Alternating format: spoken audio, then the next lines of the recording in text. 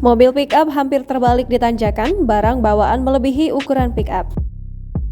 Tengah beredar sebuah video aksi mobil pick-up yang hampir terbalik karena membawa barang yang melebihi panjang kendaraan. Hal itu diketahui dalam unggahan Instagram MedsosZone pada Rabu 31 Agustus 2022. Terlihat sebuah mobil pick-up tengah membawa barang yang ukurannya melebihi pick-up itu sendiri. Barang bawaan pick-up tersebut nampak ditutupi oleh terpal panjang. Saat berkendara di jalanan menanjak, bagian depan pick-up itu sampai terangkat karena beban barang yang diangkutnya. Sontak, sang sopir pun menginjak rem dan mobil pick-up terlihat keluar jalurnya dari posisi awal. Mobil pick-up tersebut pun diam sejenak sembari pria lain mengganjal roda belakang dengan sebuah batu besar.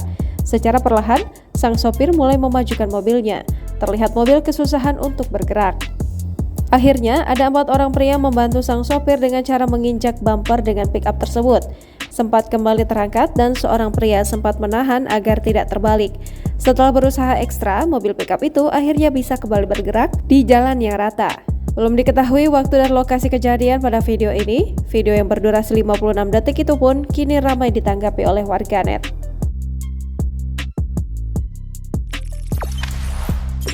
Jangan lupa subscribe, share, komen, dan like ya!